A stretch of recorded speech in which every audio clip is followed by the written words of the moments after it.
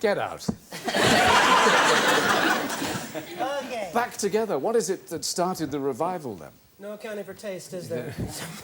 Well, they've been making us offers for years and years and years, but this time they offered money. Yeah. Not peanuts, I hope. No peanuts this time. It's just a case of, you know, getting our schedules organised so we could all work together again. It's for me been a thrill over the last couple of years. We've toured America and Australia and places like that, and finally to come home to England and do it all over again. You're home to England, huh? Home to England, yes, after 20-odd years, yeah. You say all together, but it's not quite a full set. There's a monkey missing. Well, Peter never had a full set, but he's... Want to join a group?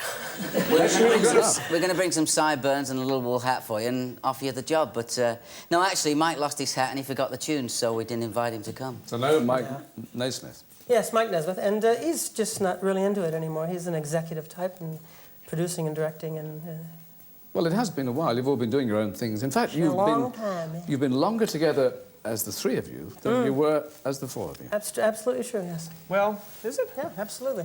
I wouldn't have It's been thought 3 so. year already. Well, that's how long we were together. How would you? You don't remember nothing. Well, it was the 60s, yes. They say if you can remember the 60s, you weren't really there. And we did a... But yeah, I can remember them. That's sad, isn't it? Anyway. It's not Chekhov, but, you know. Hey. You don't look any different. The interesting thing is that two of you, at least, were on television long before that. Now, you were, and you were Circus Boy, weren't you, Mickey? You don't remember that. Yeah. Yeah. Circus Yes, Boy I was was. on in England, actually. Yeah. They did show that show. Yeah. Yeah. And I was Ina Sharple's grandson on Coronation Street for a while there, yeah. And how old were you then? I think I was about 12 years old. That was my first sort of TV, and I went on to Z-Cars and a couple of shows like that. But, You've now got your second generation of Monkey fans. What do they call themselves? Something special? Second generation. Monkey, yeah, I don't know, it's funny. I have a 20-year-old daughter, and the funniest thing, a couple of years ago when it broke in the States, she called me and she said, Daddy, all my friends want to meet you.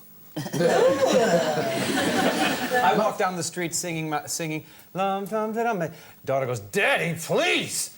Like, I'm sorry, you're embarrassing me. I have a 17-year-old and a 20-year-old daughter there in California. I've got two other daughters, too, in England, Annabelle and Jessica, who are 7 and 6 months old. But my 17-year-old told me that when the show started and we started touring, that her girlfriends thought I was a major babe. So that was good enough for me. Is that good? I think it is. It was okay. It's better than corporal.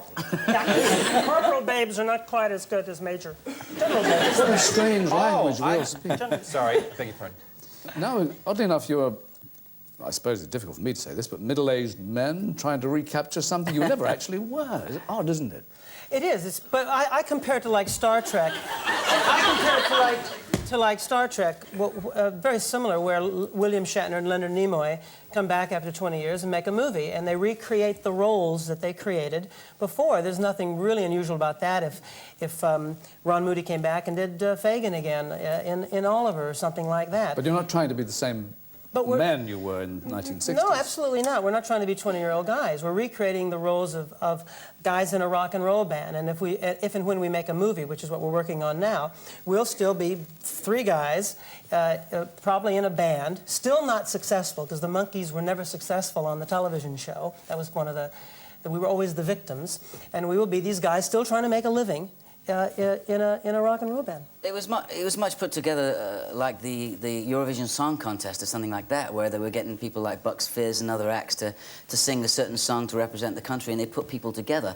Well, this was a TV series about a rock and roll band, and you know, sort of like trying to make it, and that was basically what we understood. It's just that as we went along, Peter and Mike Nesmith, who were the musicians and who had careers in music before the Monkees, took it to heart and wanted to get involved in the songwriting, in the recording. So there was a conflict there. Mickey and I were trying to just do this series, and we couldn't really understand in the beginning what was happening with Peter and Mike, who wanted to write songs. Mind you, the songs were written by Carole King and Neil Diamond and Harry Nilsson and Neil Sedaka, Carol Bayer-Sager. So we had a fabulous team of people working with us. The Monkees was a success in 36 countries it went to as a television show. And it was a failure in 35 more, too. And we supposedly, we made actually, I think, about 58 episodes. We sold 100 million... $58. Yeah. I made 37 cents. Yes, I did. Well, the accent now, I imagine, is more on comedy than music, is it? Well, What's it's still the same. It's both. We in the show that we're doing, the tour, we do all the old hits. Everly Brothers, Elvis Presley. No, You're right. we do all the old hits in their entirety, just as we recorded them, and we do a lot of shtick in between, because I put on my Mickey Dolenz the Monkee persona, and that's what we do. We were compared with the Beatles years ago, and that was very nice. Thank you very much. But the Beatles were musicians who played music and did concerts and made records. We had something else going. We had the TV show. I'd like to think We're the Marx that's it. Brothers. I'd like to think that we are Three like Stooges. the Marx Brothers. Yeah. No. Not Well, the Three not Stooges, quite. because that's like wonk, Yeah, we don't wonk, do that. We never hit did each any of other. that We never stuff. insult. We never do that. I think like we're the Marx somewhere Brothers. between the Beatles and the Barron Knights. That's where I'd like to think we are. Very nice. So you're on tour in Britain, and Yep. you've got a film coming up. Is that as far ahead as you're looking? Yeah, and a tour next summer in the States. We're playing all over Actually, the country. we have very grand plans. We were first going to have a Theme theme park, Monkey Land, and then we thought we would take over one of the states and make it an independent nation. Yeah. Michelle, did it? Yeah, well. We Well, shelved that we still- idea because it was a big project and it was It's a going to little cost too big too for much. yes, the money. But we have plans to work together at least through this year. Maybe through this evening. I must ask you about Nesmith, though. Is he sorry now that he's not with you? Oh, I don't think so. He came on the show. He came on the show with us. He did the Greek Theater in Los Angeles. We had a great time, and he might show up again. He might come out and do a couple of shows, or maybe be involved in the movie. Who knows?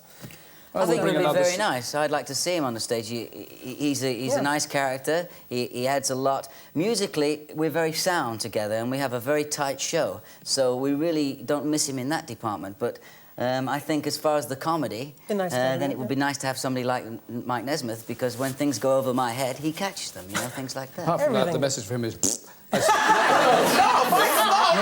not the truth, Michael. If you're listening, that's not it. Oh, no, Mike, don't. Thank you very much. You're very welcome. Davy Jones, Mickey Dolenz and Peter Tork, the Monkees. Thank you. very much. Thank you.